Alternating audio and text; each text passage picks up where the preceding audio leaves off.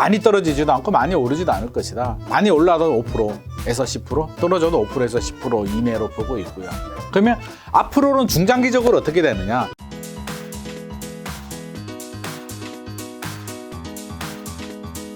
사실 이제 김작가 TV에 최근에 이제 부동산 전문가로서 이제 출연하신 분들이 제가 일부러 그렇게 한 게 아닌데 어떻게 하다 보니까 상승을 외치신 분이 많이 오셨어요. 또 마침 타이밍이 제가 또 작년 말쯤에 집을 샀거든요. 그러다 보니까 사람들이 김 작가 지금 집을 샀다고 상승 논자만 부르는 거냐라고 하셔서 일단 그게 오해라서. 오해예요? 진짜 그런 게 아니고? 진짜 아닙니다.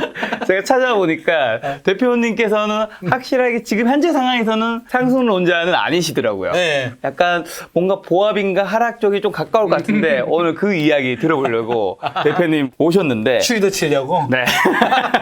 자, 최근에 그러면 서울 경기 부동산 시장 굉장히 혼조세인 것 같아요. 여러 말들도 되게 많이 들리고 이건 우리가 좀 개인분들이 어떻게 좀 해석해야 될지 헷갈립니다. 지금 굉장히 진짜 혼조세 맞고요. 거래량만 보자면 야 진짜 거래량이 이렇게 나올 수가 있나? 제가 작년 11월에 1000건이라고 들었는데 지금은 어떻게 되죠, 대략? 1월달 거래가 몇 건인지 아세요? 서울 거래량? 아, 나왔나요, 데이터? 네, 서울 거래량이 한 750건 정도 나왔습니다. 물론 구체적으로 750 몇 건인가 그런데 1000건이 깨졌어요. 서울의 부동산 중개 사무소가 750개가 넘지 않나요? 750개가 뭐야? 항구에 750개가 넘겠죠. 그러니까 저는 그 뉴스 보면서 딱 드는 생각이 중개업소들 100곳 중에 99개는 손가락 빨고 있겠구나라는 생각밖에 안 들어요. 그러면 거래량이 그렇게 줄어들었다는 얘기는 그냥 올스톱이죠. 이 정도면 750개면은요.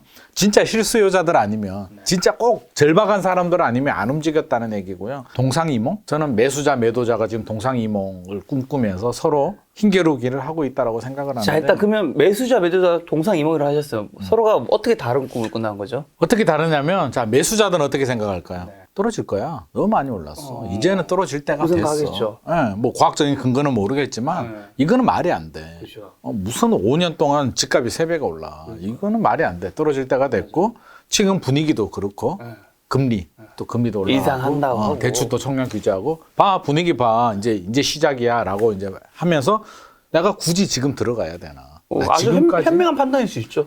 본의 아니게 지금까지 기다렸는데 뭐 조금 더 못 기다릴까라는 생각이고 다주택자들이나 이제 매도자들은 팔고 싶은 마음도 있어요. 아, 그렇죠. 다주택 팔고 싶은데 양도세 내고는 못 팔겠다. 양도세도 그냥 내면 괜찮잖아요. 일반 양도세야 당연히 우리가 소득이 있는 곳에 세금을 내야 되니까 내야 되는데 이거는 중과세가 적용이 되니까 3주택이면은 최고 75%잖아요. 지방세까지 하면 82.5%. 남는 게 없겠네요. 10억 남으면 7, 8억 세금 내야 되니까 야 이게 나라 좋은 일 시켜주는 거 아니냐. 나는 애국자가 아니다. 독립운동가도 아니고 내 한 몸을 바쳐서 대출 받아서 투자했는데 이거 뭐 하는 짓이냐. 이건 아니야. 기다릴래. 아직 떨어진 거 아니야. 일시적인 보합이야. 왜? 몇 번 있었거든요. 이게 우리 2017년 8.2 대책 나왔을 때도 한 두세 달 보합이 있었고요. 2019년도 9.13 대책인가요? 9.13 대책 나오고 한 6개월 정도 거래량이 떨어지면서 보합이 있었고 이게 단계별로 보합이 있었어요. 그래서 지금 또 조정을 받고 올라갈 거야. 그 배경에는 뭐 여러 가지가 있겠죠. 입주 물량 수요와 공급인데 입주 물량 넘어? 안 넘잖아. 문재인 정부에서 공급 계획 나온 거 언제 돼? 안 되잖아. 물량이 부족한데 어떻게 집값이 떨어져? 전세 가격 최근에 주춤하는데 아니잖아. 나중에 더 오를 거잖아. 뭐 여러 가지 이유, 둘 다 타당한 이유가 있어. 이제 조금 이따 그건 더 살펴볼 텐데 그러면서 이제 서로 뻗팅기고 있는 거죠. 그러면서 변수가 이제 대선. 대통령까지는 일단 가보자. 대통령 선거까지는 일단 가보자. 왜? 중요한 변곡점이 되니까 다주택자들은 좀 풀어주겠지. 풀어주면 내가 팔든지 안 팔든지 내가 그때 판단하겠다는 거고 매수자들도 그래 대통령 선거 바뀌면 또 뭔가 달라지고 또 다른 뭐 대출 규제가 좀 풀린다든지 내가 집을 살 수 있는 뭔가 기회가 되지 않을까 싶어서 지금은 올스톱 상황이에요. 그래서 이거를 대세 하락으로 보느냐 아니면 일시적 조정장으로 보느냐를 가지고 지금 의견이 5대5로 갈리고 있어요. 전문가들 사이에서도 팽팽한 의견이 갈리고 팽팽해요. 이거 정답이 없어. 왜? 미래 모르잖아요. 미래 어떻게 알아? 타임머신 타고 갔다 왔으면 내가 로또라도 살 텐데. 하지만 전문가는 그 미래를 어떻게 보면 좀 예측하는 분들이라 좀 볼 수 있을 텐데 일단 대표님은 어느 줄에 라인 서셨나요? 제가 줄 서는 거 싫어하는데요. 줄을 잘 서야 되거든. 줄을 잘 서야 되는데 사실 약간 좀 밋밋할 수도 있는데 2022년 시장 상황만 본다면 저는 보합. 많이 떨어지지도 않고 많이 오르지도 않을 것이다. 많이 올라도 5%. 10%, 떨어져도 5%에서 10% 이내로 보고 있고요. 네. 그러면 앞으로는 중장기적으로 어떻게 되느냐? 장기적으로 보면 부동산은 우상향하죠. 그렇죠. 장기적으로 우상향하고. 그건 다 아시는 것 같아. 네. 단기적으로는 저는 조정장은 올 것이다. 자꾸 저는 옛날 생각이 나. 언제? 우리 노무현 정부 시절. 지금이 너무 비슷하거든.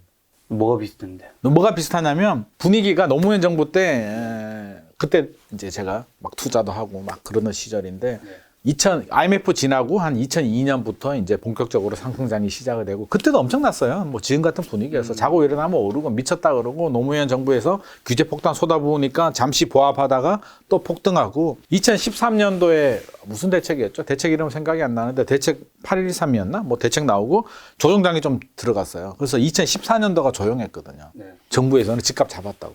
표창장 줬잖아. 대책 만든 사람들한테. 드디어 우리가 부동산 잡았다고. 표창장 줬는데 2015년부터 또 폭등을 하는 거야. 네. 표창장 반납할 수도 없고. 받는 사람만 땡 잡았지. 그런 상황이죠. 그래서 막 폭등을 했는데 2007년도부터 사실은 그때 버블 세븐이라고 들어보셨죠? 네. 뭐 서울, 강남, 뭐 과천, 평촌 이렇게 많이 오른 지역들을 버블 세븐이라고 이제 단정을 했는데 사실 그것도 미스였죠. 버블 세븐이라고 이름을 정해주니까 좋은 지역이잖아. 네. 나라에서 좋은 지역을 좌표를 찍어주니까 더 올라버렸거든요. 근데 2007년도부터 버블 세븐이 꺾였어요. 꺾였어. 왜? DTI 규제 나오면서. 공교롭게도 사실은 떨어질 때가 된 거지. 과도하게 이렇게 올라서 조정될 때가 됐는데 DTI 규제 들어오니까 여러 가지 맞물린 거죠. 구매 능력도 떨어지게 되고 불안감도 있고 여러 가지 하면 꺾였는데 집값이 뚝 떨어졌잖아요. 네. 사람들이 잘 못 느껴. 뚝 떨어졌냐 그러면 뚝 안 떨어졌어요. 진짜 떨어진 거는 2010년에서 2012년도예요. 기억이 나실지 모르겠지만 그때가 좀 아팠어. 네네. 그때가 아팠지 2007년도는 꺾였다는 걸 인지 못하는 사람들이 되게 많아요. 근데 제가 그때 그 안에 그 뜨거운 용광로 안에 제가 들어가 있었기 때문에 투자자 입장에서도 제가 잘 느끼고 있죠. 어디서부터 꺾이고 식었냐면 외곽 지역부터 동탄 신도시, 인천 송도 이런 데가 급등하다가 2007년도, 2008년도부터 꺾이기 시작하더라고요. 그래서 거래량이 줄어들고 가격이 조금씩 빠져. 서울에는 잘 안 빠졌어요. 그래서 서울만 바라본다면 꺾인 줄 모르는 분들이 많아요. 근데 외곽 지역이 꺾였는데 지금 마침 공교롭게도 상황이 외곽 지역들이 지금 조금 어렵습니다. 거래가 안 되고요. 일시적 2주택 기간 내에 팔아야 되는데 안 팔린다는 분들 되게 많습니다. 가격을 조금 조정해도 안 팔린다.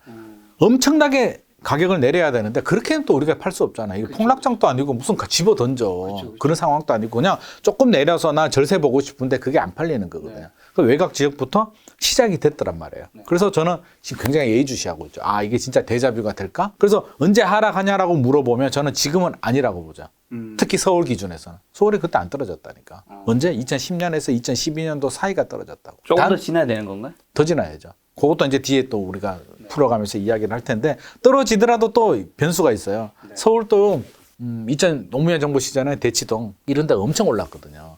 근데 한강 르네상스가 나오니까 개발 호재가 있는 지역들 있잖아요. 한강변 지역들은 2010년도, 11년도에도 계속 올랐습니다. 그래서 개발 호재가 있는 지역들은 그래도 오르더라. 근데 일반적으로 많이 올랐던 지역들은 조정기가 오는데 그게 시간이 좀 걸리더라. 우리 뭐 에그 프라이 이론 있잖아요. 중심지를 좀 늦게 식는다. 그래서 그것도 저는 이번에 좀 작용되지 않을까. 그러면 저는 올해는 안 떨어진다.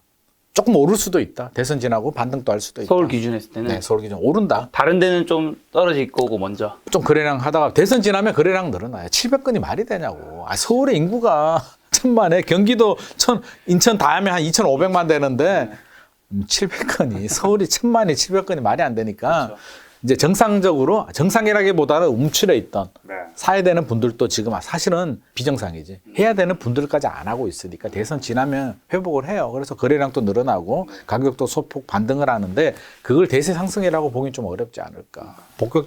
올해는 그렇고 본격적인 하락은 저는 한 3년, 4년 후 정도? 2025년 이후 정도. 왜 그때로 보시는 거예요? 그때 되면 한 3년에서 4년 정도 저는 좀 어려우리라고 보는데 그게 과거를 보자면 자꾸 과거에 얘기해서 죄송하지만 과거가 우리 미래를 보는 거울이거든요. 그렇죠. 항상 반복돼. 왜? 우리 마음은 똑같거든. 10년 전에도 우리 마음은 똑같았고요. 왜? 돈 벌고 싶은 마음, 불안한 마음 본질은 똑같아요. 똑같죠. 본질은 똑같아. 그래서 저는 데자뷰가 된다라고 보는 거죠. 그러면 2025년에 어떤 일이 발생하느냐? 전제 조건은 있죠. 기준금리가 지금 우리나라가 1.25 좀 있으면 1.5 될 거고요. 미국이 제로금리인데 올라갈 거죠. 그러면 저는 한 3년에 걸쳐서 올라가리라고 생각하거든요. 1년 만에 다 올리지는 못할 거고 경제에 받는 충격이 너무 크니까. 그러면 3년에 걸쳐서 올린다면 미국이 한 3%까지는 갈 것 같고요. 미국이 3% 가면 우리도 3% 가야 되죠. 비슷하게 가야죠. 더 가면 더 갔지. 더 가면 더 갔지. 그러면 우리가 지금 1.5라고 본다면 1.25지만 뭐 올라서 1.5 정도 된다면 지금보다 2배 정도, 1.5 정도 아니면 2 정도, 2% 정도 더 올라간다면 대출 금리가 작년, 재작년만 하더라도 2%대 금리 있었잖아요. 네. 지금 은행 가보면 2%대 없잖아. 특별한 경우 뭐 신혼부부 뭐 디딤돌인가요? 버팀목인가? 뭐 그런 거 받으면 가능한데 그런 거 정책 금리 안 받으면 3% 중반에서 4%거든요. 이 상태로 오르면 저는 7% 6%에서 7% 가지 않을까. 노무현 정부 때도 5% 6% 갔는데 7% 정도 가면 사는 사람도 부담스럽고. 부담스럽죠. 대출 받은 사람도 뭐 되게 경제력이 있는 분들, 우리 김 작가님처럼 뭐 능력이 되시는 분들이 까짓 거 뭐 내지 뭐, 뭐 그런 거 뭐 걱정해 뭐 이럴 수는 있는데. 놀라운 사실 말씀드리겠습니다. 저 살면서 지금까지 대출 한 번도 해본 적이 없습니다. 이게 자랑은 아닌데 이게 알짜배기 부자 아니야. 대출도 필요 없잖아 이거. 관객이 다 준비되어 있어. 대출도 필요 없이 그냥 이런 분들은 괜찮아요. 네네. 우리 김 작가 같은 분들은 괜찮아. 대출도 안 받고 뭐 금리 올라가 막 올라가도 돼 뭐 이런 거. 저 막 안 올라갔으면 좋겠어요. 근데 이게 올라가거든요. 그럼 다수가 부담스럽고요. 금리가 올라가면 매수자도 부담스럽고요. 매도인 가지고 있는 사람들도 굉장히 부담스러운 상황. 그렇죠, 그렇죠. 금리가 안 올라가면 괜찮아요. 저도 안 올라가길 바라요. 뭐 저도 대출이 있는 상황에서 안 올라가면 좋겠는데 그런 생각이 안 들어요. 저금리가 정상일까요? 비정상일까요? 당연히 비정상이지. 어떻게 경제 정책을 피는 입장에서 한국은행이나 FRB 같은 입장에서 저금리가 정상일 수는 없잖아. 이유가 있어서 뭐 금융위기도 극복해야 되고 경제도 살려야 되고 코로나19도 있고 해서 정책적으로 저금리를 간 거지 이걸 정상이라고 생각하면 안 되는데 우리는 거기 익숙해진 거지. 그렇죠. 2008년도 2009년도 글로벌 금융위기 생기면서 사실은 꺾이고 제로금리 가면서 좀 오르다가 내리다가 하면서 지금 상황에 우리가 너무 익숙해져서 그렇지 이게 비정상이란 말이에요. 근데 미국의 지금 인플레이션이라든지 뭐 고용률 보면 뭐 5%까지는 안 가더라도 3%까지만 올라도 저는 우리가 받을 충격이 굉장히 크지 않을까 생각하고 두 번째는 공급 물량. 입주 물량 부족하다고 했잖아요. 그렇죠. 지금은 부족하지. 내년에도 부족하지. 네. 2024년에도 아마 부족할 거죠. 네. 2025년, 6년, 7년으로 넘어가면 이제 나와요. 3기 신도시 물량들이. 안 나올 수가 없잖아. 이미 시작됐잖아요. 그렇죠. 토지 보상한 거 안 할 거야? 가.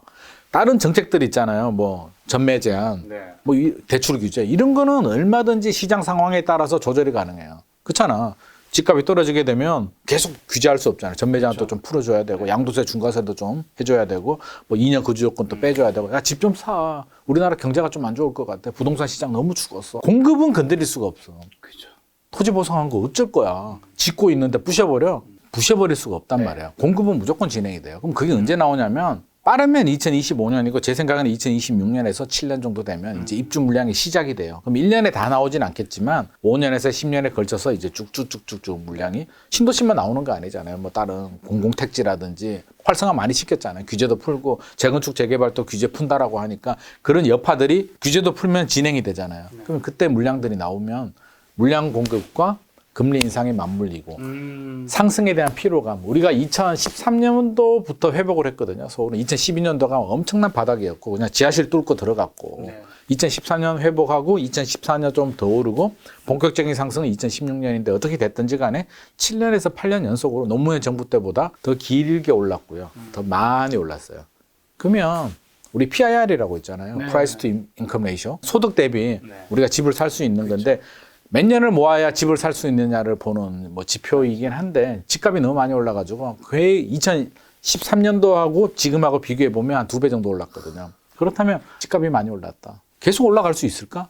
그런 생각하지 않아요. 최근에 주춤하시는 분들이 왜 주춤하냐면 자신이 없는 거야. 예를 들어서 5억짜리 아파트가 15억까지 올랐어요. 네. 15억짜리 아파트를 사. 우리 김 작가님처럼 능력 있는 분들이야. 뭐 상관 있어. 15억짜리. 뭐 떨어지면 어때? 뭐 이렇게 생각할 수도 있는데. 저는 내 집 마련입니다. 맞아요. 내 집 마련. 근데 자, 자신이 없는 게 뭐냐면 떨어진다라고 잘 생각하지 않아요. 우리가 저도 지금 떨어진다라고 생각하지 않아요. 근데 자신 없는 게 뭐냐면 15억이 16억, 17억 올랐는 게 과연 버는 거냐? 실제로 보면 별로 남는 게 없어요. 취득세 내야 되지. 그렇죠. 취득세. 15억 정도 되면 취득세 3%잖아요. 3.3%, 3.5%. 네. 취득세 내야 되지. 재산세 내야 되지. 또 뭐 여차하면 또 종부세도 내야 되지. 팔 때 또 양도세도 내야 되지. 그렇죠. 1억, 2억 오른 게 뭐 차라리 기회비용 생각하면 다른 거 투자하는 게 나을 수도 있어요. 근데 물론 실수요자들, 잘 거주하는 사람들은 괜찮지. 그런 거는 문제가 아닌데 투자 관점에서 들어가면 적어도 15억짜리가 20억 정도 간다는 확신? 그렇죠. 그게 기대? 있어야겠죠. 자신이 있어야 들어가는 거지. 그러면 이것저것 빼더라도 양도세 내더라도 내가 한 2억에서 3억 정도 손에 쥘 수 있는데 1억, 2억 올라가지고는 자신이 없는데 과연 지금 15억짜리가 20억이 갈 수 있을까에 대한 약간 불안감? 아니면 2배? 좋으면 2배까지도 기대해야 되는데 15억짜리가 2배 가면 30억이잖아요. 지금 강남 아파트가 한 30억에서 40억 정도 가는데 80억? 그거 감당이 될까요? 지금은 감당이 안 돼. 10년 후든 15년 후에는 화폐 가치가 떨어지면 또 그게 우리가 수용이 되겠지만 뭐 예전에야 그랬잖아요. 그 퍼스티지, 레미안 퍼스티지가 평당 3천만 원 나왔을 때 미분양 났잖아. 그때는 그런 시절이었단 말이야. 비싸다고? 무슨 평당 3천만 원이야. 미친 거 아니야? 지금 얼마죠 평당? 지금 뭐 평당 8천만 원, 뭐 1억 부르는 데도 있고요. 막 그렇잖아요. 그러니까 그 시절은 그랬다고. 심지어는 더 미래로, 더 과거로 가면 평당 1,000만 원이 비싸다고 팔고 분당으로 이사 가신 분들도 계시다고. 그때는 평당 1,000만 원이 비쌌다고. 근데 지금은 이제 그게 수용할 만한 사회적 여건이 됐는데 지금은 제 생각에는 3배가 올랐는데 지금 예를 들어서 뭐 계산하기 편하게 평당 1억이라고 할게요. 그러면 평당 한 4천, 5천에서 1억까지 갔는데 또 평당 2억 간다고? 5년 내에. 이거는 지금 대표님 말씀은 장기적으로는 언젠가 어쨌든 우상향에 가겠지만 그렇죠. 단기적으로는 너무 부담스럽다. 여러 가지 상황이 입주 물량도 늘어나고요. 최근에 올랐는 상승폭도 사실은 부담스럽고 떨어지진 않겠지만 여기서 1.5배, 2배를 가려고 하면 강남이 80억, 70억 가야 되는데 그런 일이 과연 가능할까? 강남이 치고 올라가줘야 다른 지역들도 우리 천장 효과라고 있잖아. 아, 형님이 올라가줘야 따라가지. 형님은 그대로인데 내가 따라가? 아무리 좋아져도 물론 뭐 특정 지역을 얘기하면 그럴 수도 있겠지만 아, 강남보다 더 좋아지는 지역이 지금 대한민국에 어디 있겠냐고. 없죠. 지금 당장은 뭐 30년 후는 모르겠지만 그렇게 바라본다면 좀 부담스럽고요. 자꾸 과거 얘기해서 한 번 더 얘기를 하면 우리 2기 신도시 있잖아요. 네네. 1기도 그랬고요. 1기 신도시 입주 물량 나올 때 주택시장 안정됐습니다. 그렇죠? 93년, 4년에서 IMF 생기기 전까지 98년도 전까지는 굉장히 김영삼 전 대통령 시절이 유일하게 부동산 규제 정책이 안 나온 정부. 왜? 노태우 정부 시절에 200만 원 공급 폭탄 쏟아붓고요. 수요도 엄청나게.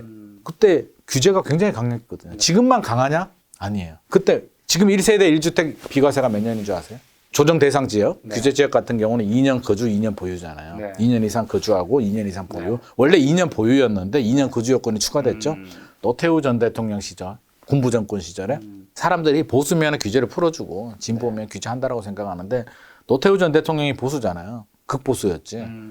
그때 3년 거주 5년 보유였단 말이에요. 지금보다 규제가 더 셌어. 그 사람들이 자꾸 지금이 더 무섭다고 하는데 규제는 그때가 더 200만 원까지 나오니까 주택시장이 안정돼 버렸죠. 자, 2기 신도시. 노무현 정부 시절에 이제 집값이 오르니까 2기 신도시를 발표합니다. 판교, 뭐 동탄, 광교 뭐 이런 게 막 나와요. 근데 발표되니까 더 올라. 개발 호재라고. 집값이 막 아니 집값 잡으려고 발표했는데 주변 지역들이 또 난리가 나네. 어떡하지? 어떡하지 하면서 갔는데 그게 2012년도, 13년도 입주 물량이 나오거나 준비하거나 그런 시절에 그게 영향을 주더라는 거죠. 그러면서 미분양 또는 위례 신도시도 미분양이었어요. 광교 신도시도 그렇고 동탄 2신도시도 2014년도인가? 분양가가 3억 7천 정도 되는데 그러면 계약금 10% 3,700 들어가죠. 네.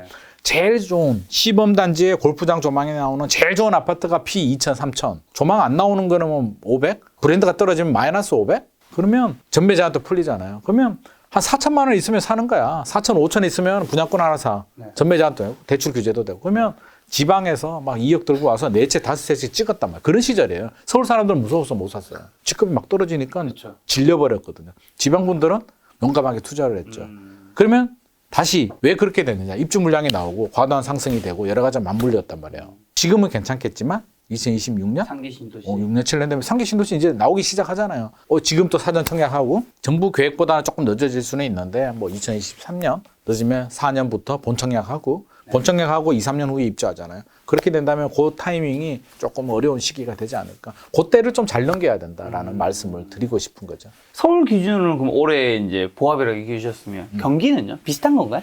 저는 경기가 조금 더 어렵지 않을까 싶어요. 경기 조금 인천이. 하락할 수 있는. 조금 하락하는데 뭐 큰 폭은 아니겠지만 대선 지나고는 저는 반등을 칠 것 같고요. 그 반등이 이제 몇 달을 가느냐의 문제인데 한 3개월에서 6개월 정도는 거래량 또 늘어나고 가격도 반등을 칠 것 같아요. 우리가 떨어질 때도요. 이렇게 떨어지지 않아요. 오를 때도 이렇게 오른 것 같아요? 아니잖아요. 이렇게 오르다가 이렇게 가다가 이렇게 오르다가 이렇게 가다가 이렇게 가잖아요.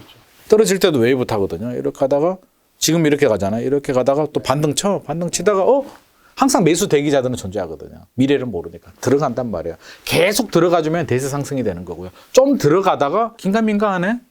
좀 너무 오른 거 아니야? 내가 이 가격 주고 사야 돼. 15억짜리가 14억 조정이 되다가 다시 한 15억 5천, 16억 갔어. 그러면 사람들이 16억 좀 아닌 것 같은데 또 추춤해. 그러면 또 조정되거든요.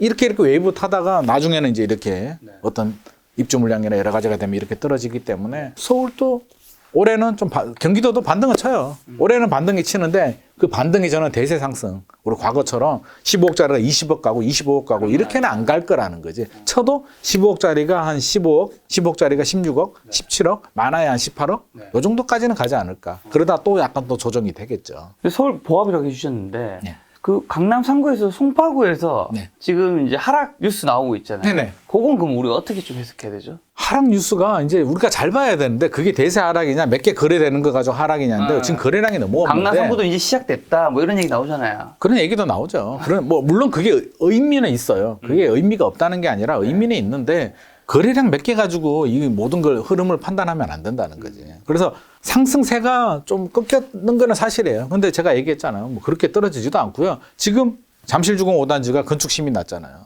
오세훈 서울시장에. 어떻게 됐을 것 같아요? 건축심의 통과하니까 제가 앞서서 노무현 정부 시절에 뭐라 그랬나요? 개발 호재가 있는 지역들은 그래도 올랐다고 했잖아요.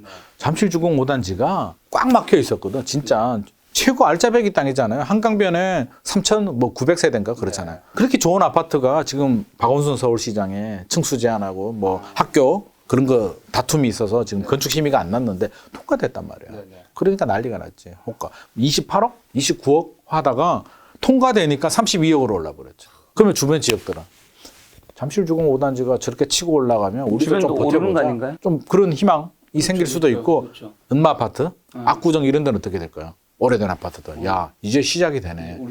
오세훈 서울시장 한 번 더 하면 우리도 다 풀어주는 거 아니야? 라는 기대감 당연히 생길 거잖아요. 그러면 팔려고 금리 오르고 불안하고 나 팔아야겠다 라고 했다가 그 뉴스 들으면 어떻게 될까요? 우리가 집주인이야. 안 팔 것 같은데. 일단 회수 아니면 일단 호가 올려.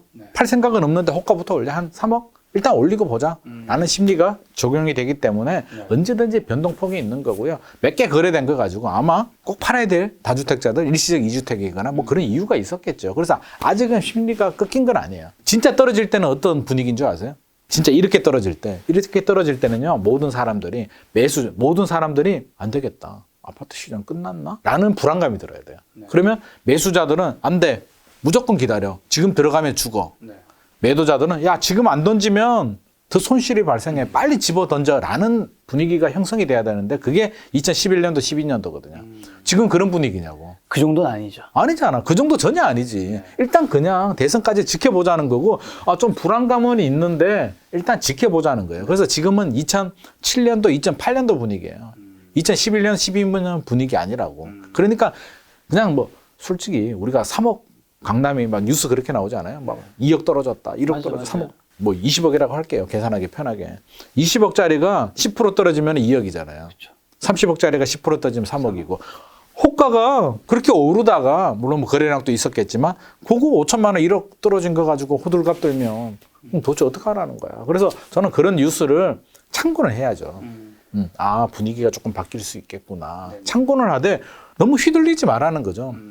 뉴스는 그냥 뉴스고요. 기자도 사람이잖아요. 그냥 상황에 따라서 그리고 우리 기자분들이 저도 아는 기자들이 한 100명 이상 굉장히 많은데 먹고 살아야 되잖아. 좀 더 뭐 조회수도 나와야 되고 기사가 좀 더 강한 카피. 강한 것도 나와야 되고 없는 사실을 쓸 수는 없어요. 그렇죠. 없는 사실을 쓸 수는 사실인데 없는데 조금 다른 각도로 사실인데 요즘 분위기가 주춤하잖아. 사실이면 조금 더 2억 떨어진 게 실제로 있지. 없는 건 아니잖아요. 있지. 그럼 그걸 가지고 기사를 쓰면은 또 재밌잖아. 그래서 기사는 그렇게 만들어지는 거거든요. 그래서 그런 점은 좀 휘둘리지 마시고 저는 자기만의 주관을 좀 가졌으면 좋을 것 같아요. 그래서 전문가 말도 휘둘리지 마시고요. 전문가도 사람이잖아요. 어떻게 알아. 그냥 경험과 지식이 좀 더 있을 뿐이잖아요. 그래서 얘기하면 사람들마다 가치관이 다 다르고 상황이 다 다르잖아요. 그러니까 나만의 기준을 가지고 근데 그 말씀하신 게 참 힘든 것 같아요. 나만의 기준이 명확하게 잘 없으니까 우리가 신문이든 아니면 유튜브에서도 상승론자, 하루론자 여러 이야기를 듣잖아요. 듣다 보면 또 각자의 근거를 가지고 얘기하니까 또 다 맞아. 그럼 내가 판단하려니까 휘둘려. 결국 잘못된 판단을 하면 돈을 잃는 거는 또 본인 책임이지. 네. 네가 판단했잖아. 그렇죠. 최종 책임이 이제 결국 최종 책임은 나란 말이야. 나니까. 그래서 결국에는 그걸 자기 나름대로의 논리를 만들어야 돼. 원칙. 그러니까 저는 항상 원칙 중요하게 생각하거든요. 기본과 원칙. 기본과 원칙이 뭐예요, 그러면? 부동산 투자에서. 주식도 마찬가지고 코인도 마찬가지예요. 우리 기본과 원칙이 뭔데? 뭔데요? 우리가 돈 잃으려고 투자해요? 돈 벌려고 투자해요? 돈 벌려고요. 돈 벌려고 투자하죠. 자, 돈은 벌어야 돼. 근데 주택, 부동산 입장에서 보자면 돈도 벌어야 되고 또 실수요도 있겠죠. 제가 왜 본인 상황에 따라서 해야 되냐고 한다면 실수요도 있잖아요. 네. 그럼 집이 필요하냐? 오직 투자 목적이냐를 일단 구분을 해야 되고요. 그렇죠. 그렇죠. 실수요라도 떨어지면 안 되겠지. 네. 그 정도는 생각을 해야 되는데 실수요자 얘기 이제 우리 뒤에 나오겠죠. 무주택자들 네. 얘기 나오죠. 그럼 기준과 원칙이 뭐냐면 필요하면 해도 되는데 저는 부동산 투자는 우리 등산 하시나요? 등산이 저는 좀 비슷하다고 생각하거든요. 자, 산에 안 올라가면 힘들 것 같아서 저거 언제 올라가지? 안 해야겠다. 라고 하면 어떻게 될까요? 정상에 올라갈 수 있을까요? 없죠. 절대 못 올라가요. 네. 가능성 제로. 네. 시작도 안 하면. 그럼 내 집 마련 필요하죠? 장기적으로 우상향하잖아요. 시작도 안 하면 아예 출발할 수가 없는 거죠. 그럼 일단 올라가야 돼. 올라가는데, 아이고, 저 언제 올라가냐? 한 걸음 한 걸음 올라가다 보면 정상에 가 있을 수는 있죠. 물론 중간에 낙오될 수도 있겠죠. 뭐, 삐끗할 수도 있고, 그럼 쉬다가 갈 수도 있고. 어떻게든 한 걸음 한 걸음 올라갈 수는 있어. 근데 주의해야 될 게 빨리 가고 싶어가지고. 네. 오버페이스 하면 어떻게 돼요? 지쳐가지고 또 낙오될 수도 예민하죠. 있고. 또 빨리 가려고 길이 아닌데 막 지름길 가겠다고 혼자 숲속으로 뛰어가. 운이 좋으면 빨리 도착할 수는 있겠죠. 근데 결국에는 도착하는 거는 똑같고요. 잘못하면 굴러 떨어져가지고 다리가 부러질 수 있습니다. 그러면 자, 우리가 투자할 때 기준과 원칙이 뭐냐면 결국에는 달려가는데 넘어질 수 있죠? 넘어질 수 있잖아. 올림픽 보면 막 넘어지고 다시 일어서서 무리한 뭐, 대출이라든가 뭐 그런 것들. 넘어지면 일어서서 달리면 돼요. 근데 문제는 뭐냐면 넘어졌을 때 상처가 너무 커. 충격이 커가지고 일어나서 달릴 수가 없어. 그거는 가장 위험한. 그래서 저는 하긴 해야 된다. 첫 걸음은 뛰어야 되는데 넘어졌을 때 털고 일어날 정도의 준비는 하자. 물론 사람마다 다르잖아요. 뭐 대출? 조심해야지. 근데 한 달에 한 5천만 원 벌어. 예를 들어서 이런 분들이 뭐 대출 지금 한 300만 원 이자 내다가 전혀 무섭지 한 않아요. 500만 원, 600만 원 올라가는 거, 아니 뭐 조금 저축 덜 하면 괜찮죠. 되지. 이런 분들은 괜찮은데 이제 본인 소득 예를 들어서 제가 금리 올라갈 수 있다라고 안 올라갈 수도 있어요. 그렇죠, 그렇죠. 대출 이자가 2배 올라갔을 때를 가정을 하자고요. 2배 올라가는 상황이 3년 이상 갔을 때 내가 버틸 수 있을까?